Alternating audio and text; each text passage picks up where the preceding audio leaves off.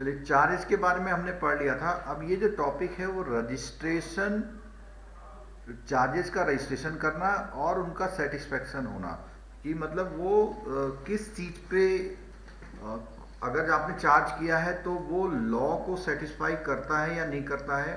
तो ये चीज़ें आज इस लेसन में कवर होने वाली हैं। चलिए शुरू करते हैं। What is charge? तो चार्ज का मतलब मैंने बताया था, कोई भी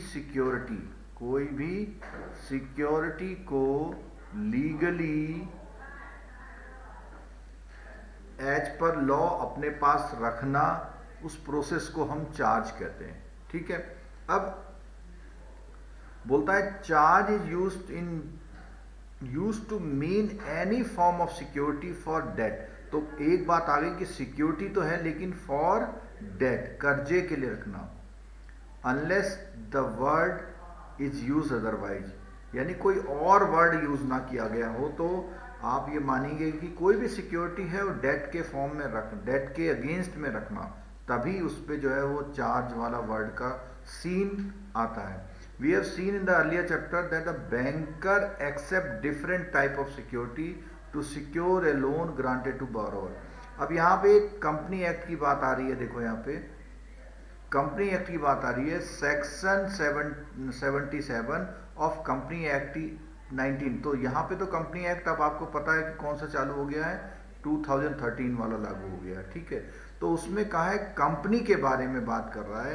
कंपनी एक्ट में चार्जेस के रजिस्ट्रेशन के बारे में क्या कहा गया है? कंपनी एक्ट में चार्जेस के रजिस्ट्रेशन के, for the purpose of registration under this act, वो ये चीजें होनी चाहिए। तो क्या बोलता है? सबसे पहले बोलता है charge for the purpose of securing debenture. अब डिबेंचर में चार्ज कैसा आ गया? जो भी कंपनी आपसे पैसा ले रही है, डिबेंचर को आप ये मान लिए कि पब्लिक से कर्जा लेना, और डिबेंचर में एक रेट ऑफ इंटरेस्ट फिक्स होता है। तो हमेशा ये मानिएगा, अगर किसी कंपनी ने डिबेंचर के फॉर्म में पैसा ले रखा है, इसका मतलब ये हुआ कि उसने आपके नाम पे कंपनी के जो एसेट हैं उसको चार्ज किया हुआ है। यानी सबसे पहले जब सेल होती है इस कंपनी की प्रॉपर्टी की, तो डिबेंचर वाले को पैसा दिया जाता है, पहले लोन वाले को, फिर डिबेंचर वाले को, उसके बाद प्रेफरेंशियल शेयर और उसके बाद इक्विटी शेयर वाले को। ठीक है। A charge is uncalled capital of the company. क्या मतलब हुआ? अनकॉल्ड। अनकॉल्ड कैपिटल का मतलब है कि कैपिटल तो है, यूज तो कर रही है, लेकिन वो अनकॉल्ड का मतलब ये है कि उस पर पहला राइट डिबेंचर वाले का है। जब वो कंपनी कंसोलिडेशन में आएगी तो पहला राइट डिबेंचर वाले का। नेक्स्ट है a charge on any immovable property wherever situated और एनी इंटरेस्ट देयर। तो प्रॉपर्टी पे भी कोई चार्ज कहीं पर भी वो अवेलेबल हो। A charge on any book debt, किसी भी बुक डेट पे चार्ज होना। A charge not being a pledge on any movable property of the company. इसका मतलब क्या है?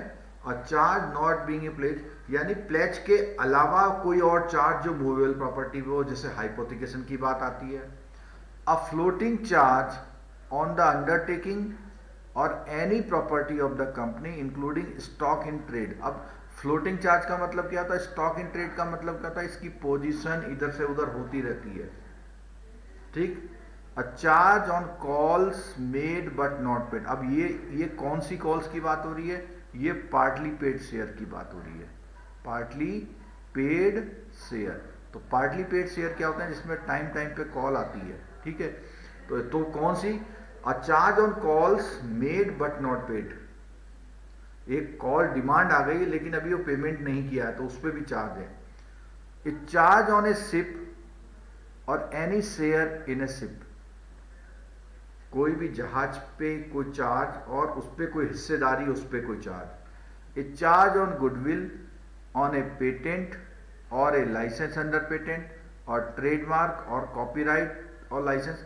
यानी ये इसने बताया है कि किसी भी कंपनी में इतने टाइप की प्रॉपर्टी, सिक्योरिटी या कोई वैल्यूएबल चीज होती है, उन सब पे जो चार्ज लगता है वो कंपनी एक्ट में डिफाइन किया गया है। ठीक है।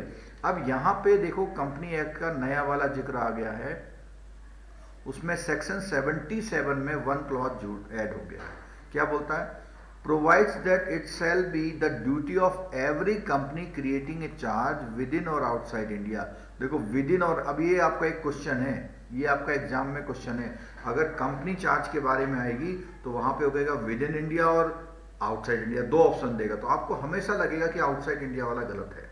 ठीक है, तो यहाँ पे कंपनी की बात आ रही, कोई चार्ज क्रिएट करने की बात होती, वो कहीं पर भी हो, इंडिया में हो या कहीं पर बाहर भी हो, उसको भी कवर करने की बात ये कर रहे हैं।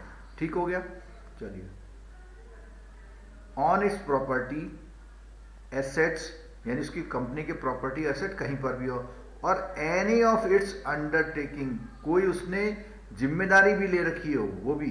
तो ये जो जितने ये टाइप बताए हैं, यही ये पॉइंट्स हैं, प्रॉपर्टी, एसेट्स और अंडरटेकिंग। ठीक है, वेदर टेंजिबल और अदरवाइज। इसका मतलब ये, जैसे यहाँ पे बात हुई थी, हमारे जो आई पॉइंट था, इसमें goodwill, patent, licence, trademark, copyright, ये सब क्या थे? इंटेंजिबल थे। तो यहाँ कह रहा है कि चाहे टेंजिबल हो चाहे अनटेंजिबल हो, एंड सिचुएटेड इन और आउटसाइड इंडिया, यहाँ हो या बाहर हो। To register the particular of the charge sign by the company and the charge holder together with the instrument. क्या मतलब होता है कि एक तो जो है वो कंपनी साइन करेगी, and the charge holder together, company और चार्ज होल्डर दोनों मिलकर साइन करेंगे।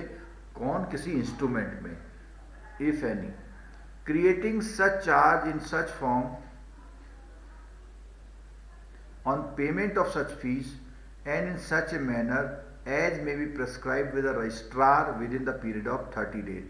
तो अगर जिसने लास्ट क्लास ली थी, हमने उसमें आपको इंटरनेट में भी एक बड़ा अच्छा चार्ट दिखाया था, जिसमें ये इसलिए आया था कि बुक में 300 दिन लिखा हुआ था। बुक में कितना लिखा था? 300 दिन। तो बुक का हमने वहाँ क्लैरिफाई किया था, वो 300 दिन नहीं है, अब वो कितना है? 120 डेज है। वो कितना है? 120 डेज। क्लियर हो गई बात बिल्कुल? चलो, चार्ज की बात आ रही थी, तो दो तरह के चार्ज हैं, एक है फिक्स चार्ज और एक फ्लोटिंग चार्ज। इसको समझ लीजिएगा, ये फ्लोटिंग चार्ज जब भी आता तो आप लोगों को डाउट रहता है क्या चीज होती है। तो पहली बात करते हैं फिक्स चार्ज की। फिक्स चार्ज का मतलब है फिक्स और स्पेसिफिक, यानी एक पर्टिकुलर आइटम पे होना। जैसे मान लिया आपने कोई गाड़ी का हाइपोथिकेशन किया, तो आप उसमें इंजन नंबर, चेसिस नंबर लिखते हैं। ठीक है, अब क्या बात आई इस, और दूसरा ऐसा हो सकता है कि आपने अपने स्टॉक में गेहूं रखे हुए, आपने कहा 500 जो बैग्स हैं गेहूं के, वो चार्ज में है। अब गेहूं का कोई आइडेंटिटी नहीं है, वो गेहूं हट के दूसरा आ सकता है, दूसरे के बाद तीसरा गेहूं आ सकता है। ठीक है, it extends over a specific property और प्रॉपर्टीज ऑफ द कंपनी, किसी स्पेसिफिक में। When a particular or specific property of the company is given as security for loan, तो then a fixed charge is said to be created। ठीक हो गया। अब ये कहाँ पर है? सेक्शन 77 और कंपनी एक्ट की बात कर रहे हैं यहाँ पे।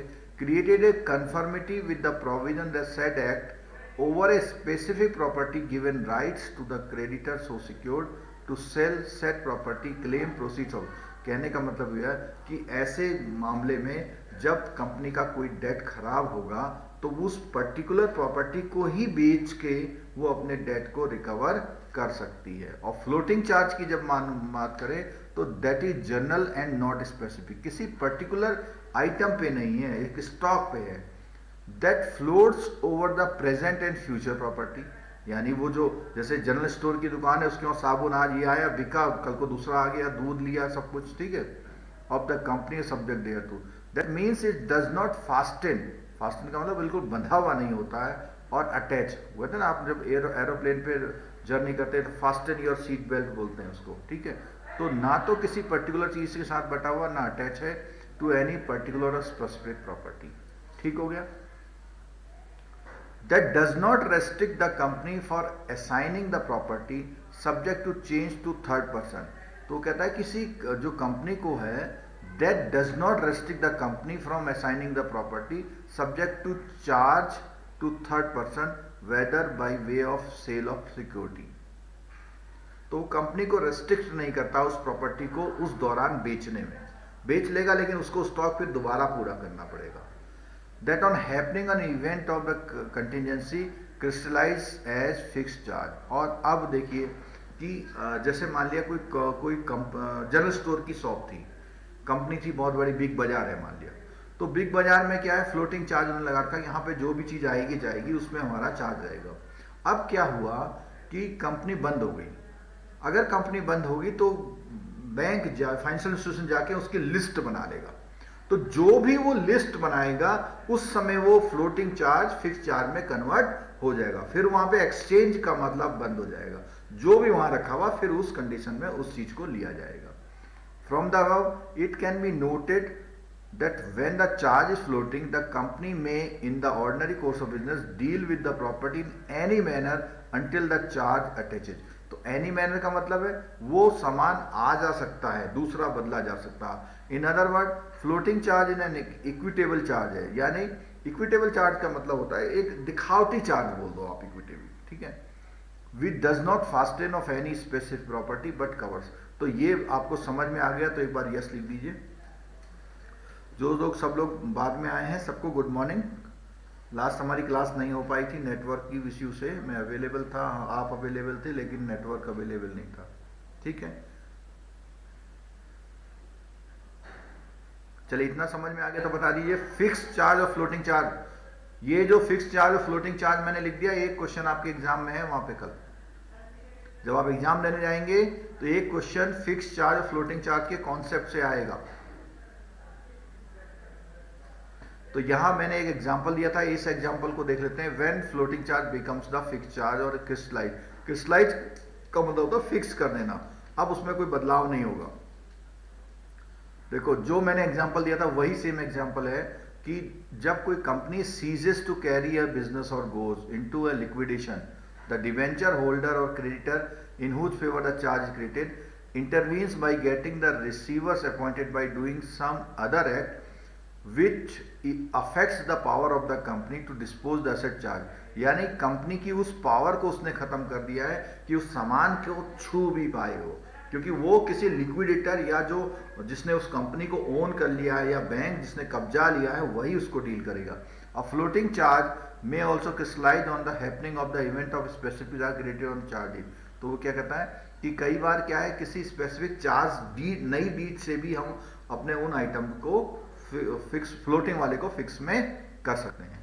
अब क्या है effect of floating charge becoming fix और क्रिस्टलाइज, क्या इफेक्ट पड़ेगा उस कंडीशन में।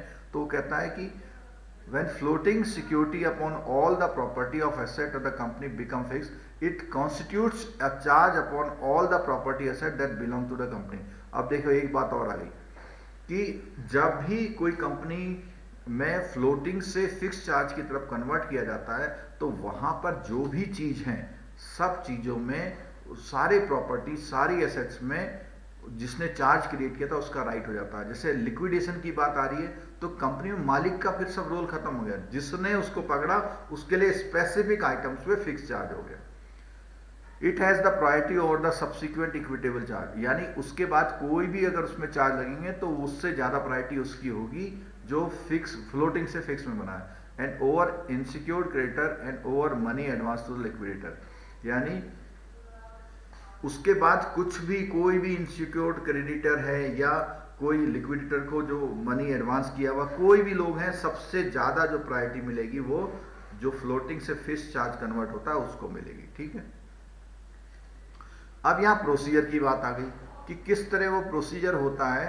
तो यहाँ पे 77(1) के जो सेक्शन है उसमें बोला हुआ है all the particulars of charges created by the company shall be filed with the. तो ये बार बार बात आ रही है कि अगर कोई कंपनी है उसमें कोई भी चार्ज क्रिएट होता है तो आरओसी में मस्ट है रजिस्टर्ड कराना, together with an instrument creating charge for registration within 30 day. बार बार ये बात आ रही 30 day. The time limit of 30 day within which the charge shall be registered can be extended to register a company further 300 days। ये आप लोग book में सही कर लीजिएगा। अगर आप लोग इस समय ये क्लास देख रहे हैं तो डेफिनेटली अगर ये क्वेश्चन एग्जाम में आएगा तो आपका जो है बिल्कुल ये सही होने वाला है, तो आपका ये बिल्कुल सही होने वाला है। और इसके लिए बता दूं कि आपने जब लोन किया तो उसके बाद 30 दिन मिलते हैं, ठीक है।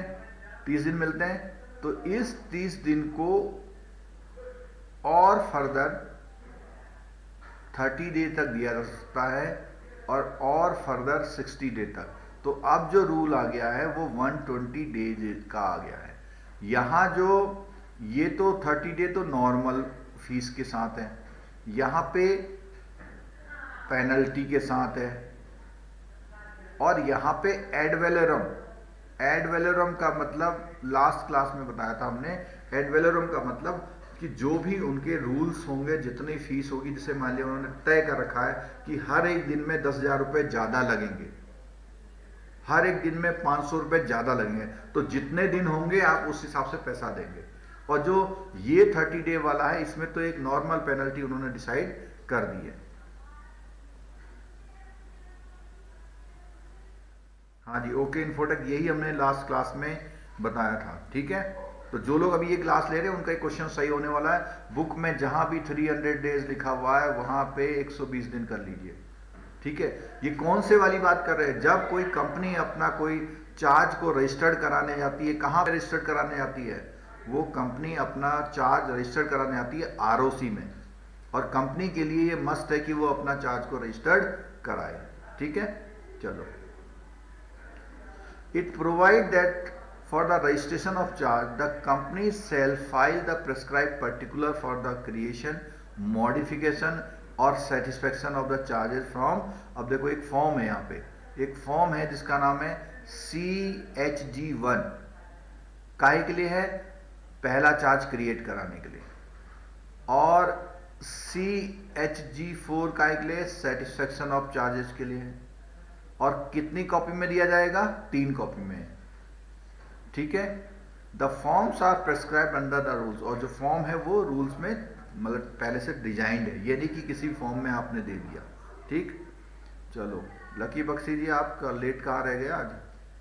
A copy of every instrument evidencing any charge or modification of charge is required to be filed with the register duly verified and certified। बिल्कुल पूरा वेरीफाइड और सर्टिफाइड होना चाहिए, और जो भी फीस है उसको पेमेंट आपको करना पड़ेगा। तो 3 प्रोसेस हो गए इसमें। ठीक है, अब कौन इसमें हो गया है?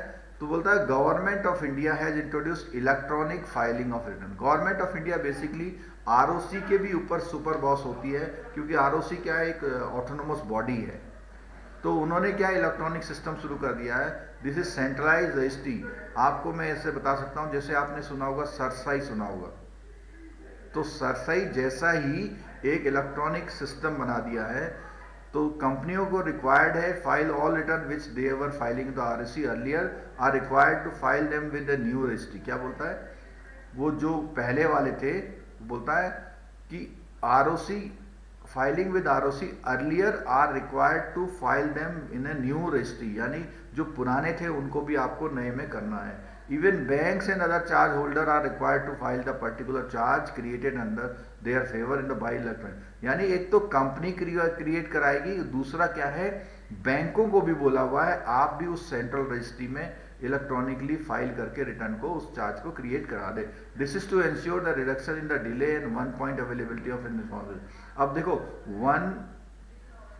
1 point availability of information about the company, तो कंपनी भी करा रही है, बैंक भी करा रही है, दोनों चीज आ रही है यहाँ पे। ठीक है, अच्छा, बाई चांस अगर कोई कंपनी नॉन रजिस्टर्ड करा ले अपने चार्ज को, तो सेक्शन कौन सा? 78 एक्ट में बोला हुआ है that the charge created by the company over the property if not registered or in case the company fails to registered within the prescribed time period, then the person entity in whose favor such charge has been created may apply for registrar for registration of the charges along with the relevant charge creating instrument. Such application has to be made within the prescribed time period and in the manner prescribed by the registrar within a period of 14 days after giving a notice in this regard to the company। अब देखो क्या कह रहा है, अगर किसी company ने registration नहीं कराया तो बैंक वहां पर जा सकता है, कितने दिनों में? 14 दिनों के अंदर, और कंपनी को एक नोटिस भी देगा कि भैया आपने ये चार्ज क्रिएट नहीं कराया है। अगर कंपनी कभी गलती कर दे तो ये फाइनेंशियल इंस्टीट्यूशन की बात है कि वो 14 दिनों के अंदर जाएगा कि भैया ये आपने रजिस्ट्रेशन नहीं कराया, और आपको नोटिस भी देगा, उधर चार्ज क्रिएट कराएगा। Non registration of charge would not be valid against the liquidator and any creditor of the company. कहने का मतलब है कि अगर चार्ज रजिस्टर्ड नहीं है तो वो क्या है, लिक्विडेटर और क्रेडिटर के किसी काम का नहीं है। It has been held in various cases by court, non-registration charge under section would not render the security invalid automatically। क्या बोलता है कि अगर आपने, मतलब बहुत सारे डिसीजन ऐसे आए हैं कोर्ट्स के, अगर जो चार्जेस नॉन रजिस्टर्ड है would not render the security invalid automatically, यानी इसका मतलब ये क्या है, सिक्योरिटी इनवैलिड नहीं है ऐसा मतलब नहीं होगा इसका अगर चार्ज क्रिएट नहीं कराया है, क्योंकि ये उसकी पेनल्टी है कंपनी की, कि कंपनी की जिम्मेदारी थी कि उसे चार्ज क्रिएट कराना। The only consequences non registered is that the charge would not be valid against the liquidator. तो कहता है, देखो बात समझ लीजिए कि अगर कंपनी चार्ज क्रिएट नहीं कराती है तो उसका बैंक या फाइनेंशियल इंस्टीट्यूशन का हक नहीं मारा जाता। हाँ, इतना जरूर है कि जो लिक्विडेटर है और क्रेडिटर ऑफ द कंपनी है उसके लिए दिक्कत पैदा हो सकती है, ठीक है, in the event of winding up. और वो कब, जब कंपनी वाइंडिंग अप हो रही हो। It must be noted that as against to the company itself so long as the company does not go into liquidation the mortgage of charge is good may be enforce. तो वो कह रहा है कि जब भी कंपनी खुद liquidation में नहीं जाती है तो मॉर्गेज और चार्ज है good and may be enforce. May be enforce का मतलब है कि उसको कानूनी रूप से उस पर जो सेल वगैरह करनी है आप वो कर सकते हैं। चलिए, अब ये इंपॉर्टेंट पॉइंट आ रहे हैं, बहुत सारे इंपॉर्टेंट पॉइंट हैं, एक बार पढ़ लेंगे तो आपको याद हो जाएगा। Provision of law relating to registration of charges. कौन से लॉ हैं? तो पहले तो बोला इसने कंपनी एक्ट की बात बोल दी, कहाँ से, 77 से। इस कंपनी एक्ट के चैप्टर इसमें बताया गया है। अब ये 77 से 87 के एक्ट है, एक एक बार हल्का हल्का पढ़ लेते हैं क्या चीजें हैं। 77 में क्या बोलता है कि चार्ज का मीनिंग क्या है, जिसमें मॉर्गेज और चार्ज ओवर सारी चीजें कवर करता है। नेक्स्ट क्या है, this section provides that the charge created over the properties of the company shall be registered with registrar with in 30 days. तो ये 30 डे की क्लॉज कहां पर है, यहां पर है, ठीक है। 77(2) में कहता है this section provide register shell give A certificate. अब रजिस्ट्रार क्या करेगा, उसको एक सर्टिफिकेट देगा कि भैया ये आपका जो प्रॉपर्टी है या जो भी आपके एसेट्स हैं वो चार्ज क्रिएटेड हैं, stating the amounts thereby secured. और ये बताएगा कि ये मान लिया आपकी 5 लाख की प्रॉपर्टी, इसके अगेंस्ट में 2 लाख का जो है सिक्योर्ड लोन आपका हो गया। And the certificate shall be concluding evidence of that the requirement of company as to registration has been compiled with. Next क्या कहता है, सेक्शन 78 कहता है in case the charge is not registered company the charge holder may apply for filing.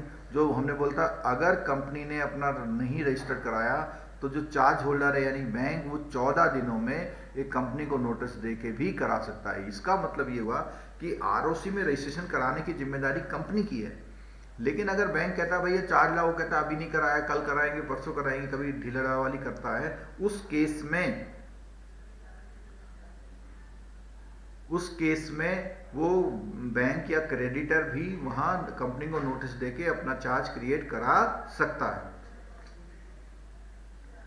Section 79 क्या कहता है, this section provides that if a company acquires a property charge under इतना then company shall declare the same by filing the particular property so acquired subject to charge। क्या बोलता है यहाँ पे, इस सेक्शन में कंपनी एक्वायर से property charge under, कोई कंपनी ऐसी प्रॉपर्टी एक्वायर करती जो पहले से चार्ज है, कंपनी कोई ऐसी प्रॉपर्टी एक्वायर करी जो पहले से चार्ज है, तो then the company shall declare the same by filing the particular of the property so required. तो कंपनी क्या है, डिक्लेयर करेगी भैया ये चीजें अब हमारे कब्जे में है और ये चीजें हमने ली हैं जो कि इस क्रेडिटर पे इतने रुपए पे चार्ज है।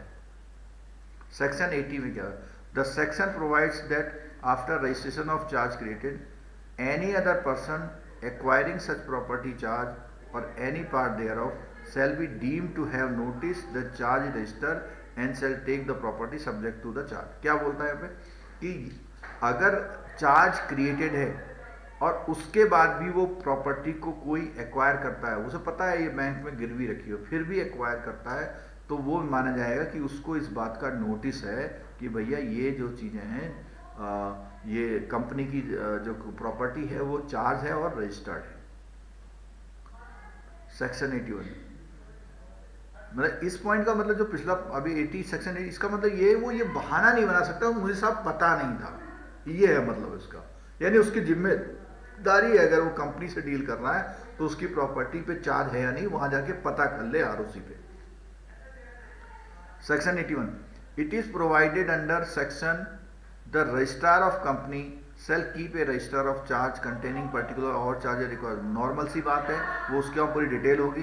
This section further provides that a copy of the particular content in the register of charge can be obtain by any person by payment.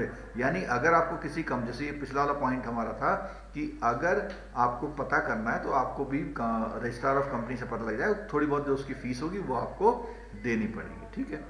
Section 82 में क्या होता है? This section provides a company shall intimate the registrar of any payment satisfaction of full any charge registered within 30 days का मामला है, और the registrar upon the such receipt of intimation cause a notice to be sent to charge holder to show cause within a period of 14 days। तो इसमें बोला हुआ कब किस समय की बात है? अगर कोई चार्ज 30 डे के अंदर नहीं करता है तो उस समय की बात है। The registrar then upon receipt of such intimation cause a notice to be sent to the charge holder to show cause within a period of 14 days why the said charge shall not be satisfied। अब देखो ये एक बात बोली है कि कभी कभी क्या होता है कि जो कंपनी है रजिस्ट्रार को एनी पेमेंट और satisfaction in full of any charge register with in 30 days. इसको दोबारा पढ़ते हैं जरा। This section provides the company shell intimate the registrar of any payment satisfaction in full of any charge register with in 30 days. यहाँ ये बात आ रही कि जब कोई कंपनी अपना लोन वोन अदा कर देती है तो लोन अदा करने के 30 डे के अंदर जो है वो उसको बता देती है कि भैया हमारा जो है वो है, और जो रजिस्ट्रार है वो रजिस्ट्रार जो है क्रेडिटर को यानी बैंक को एक नोटिस भेजेगा कि भैया अब इसको क्या हम हटा दें, the said charge shall not be satisfied, मतलब उसको हटा दें। अब in case no cause is shown the registrar may order memorandum of satisfaction shall be enter in the register of charge. यानी अगर वो मतलब चार्ज हटाने के लिए बेसिकली यहाँ ये रूल आ रहा है कि अगर किसी कंपनी को अपना चार्ज हटाना है तो कंपनी पहले उसको बताती है रजिस्टर आरओसी को, आरओसी जो है उस क्रेडिटर को नोटिस भेजता है 14 दिन के अंदर कि भैया ये हटा दे। अगर वहां से कोई जवाब नहीं आएगा तो फिर वो जो आरओसी है उस चार्ज को अपने रजिस्टर से हटा देती है, ठीक है। सेक्शन 83 क्या कहता है? Under this section registrar of company that on evidence being given a satisfaction with respect of any register charge, क्या कहता है? That the debt for which the charge was given has been paid. तो ये जो satisfaction वाला मामला आया था, जो शुरू में हम सेटिस्फेक्शन पढ़ रहे थे, इसका मतलब ये है कि आरओसी रजिस्ट्रार आरओसी जो होता है वो किसी भी चार्ज को कैंसिल करने के लिए पहले क्रेडिटर को एक नोटिस भेजती है और सेटिस्फाई होती है कि हाँ भैया इसको हटा दो। तो जब वो क्रेडिटर ओके करता है तभी वो सेटिस्फाई होती है, तभी हटाती है। That the part of the property undertaking charge had been release. अब देखो पार्ट ऑफ द प्रॉपर्टी का कॉन्सेप्ट भी आ गया। अगर मान लिया 5-6 बिल्डिंग रखी हुई हैं तो उस कंडीशन में क्या करेगी, एक बिल्डिंग उससे रिलीज करानी तो एक भी करा सकती है। और has ceased from a part of the company property undertaking can record the fact that charge is satisfy of the property release. तो ये बहुत इंपॉर्टेंट है। देखो इस टॉपिक में जो हम पढ़ रहे हैं तो सबसे पहले हम ये पढ़ रहे हैं कि जो कंपनियां होती हैं उनको अपनी प्रॉपर्टी को आरओसी में रजिस्टर्ड कराना पड़ता है, एक पॉइंट है। लीगल पॉइंट पढ़ रहे हैं। और दूसरा हमने पढ़ा था जो फ्लोटिंग और फिक्स चार्ज होते हैं। जो फ्लोटिंग चार्ज होते हैं वो जिसमें जो गुड्स होती हैं वो अदलती बदलती रहती है, और जो फिक्स चार्ज होता है वो स्पेसिफिक गुड्स में होता है, उसका आइटम नंबर और ये सब चीज़ें उसमें शामिल होती है। फिर हमने जो उसके सेक्शंस हैं, सेक्शंस को हम पढ़ रहे हैं अभी, तो उसमें ये बात निकल के आ रही है satisfaction of charge. Satisfaction of charge फिर बता देता हूँ मैं एक बार। सेटिस्फेक्शन ऑफ चार्ज का मतलब है आरओसी किसी कंपनी की रिक्वेस्ट को, चार्ज हटाने की रिक्वेस्ट को तभी मानता है जब वो क्रेडिटर यानी बैंक को एक चिट्ठी लिखता है कि भैया इसकी एप्लीकेशन आई, क्या करें, हटा दे या ना हटाएं। ठीक है। फिर क्या है, सेक्शन 84 क्या कहता है?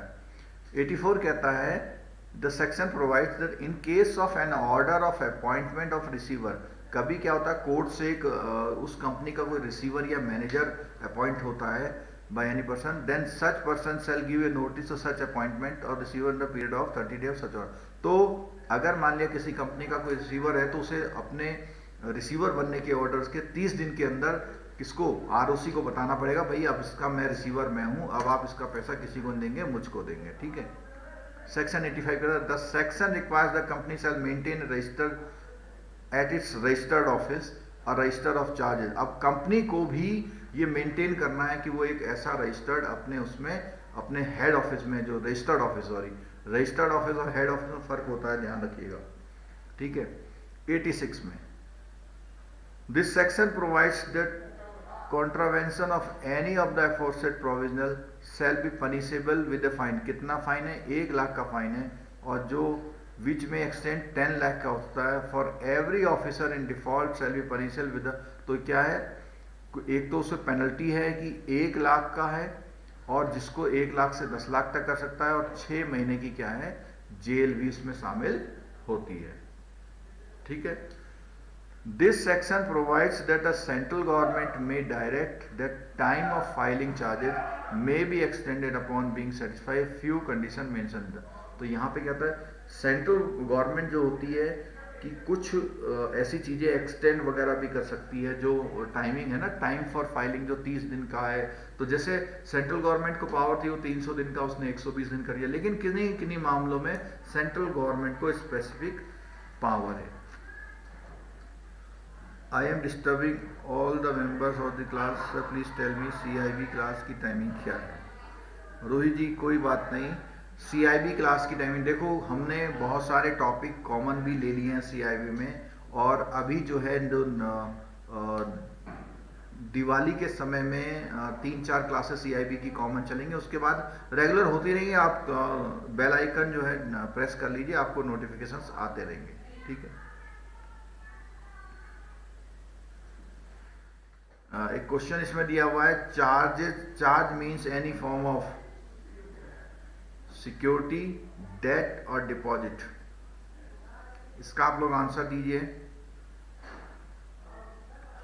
Charge means any form of security, debt और डिपॉजिट। संजय जी पूछ रहे हैं कि 1 लाख चार्जेस किस में हैं?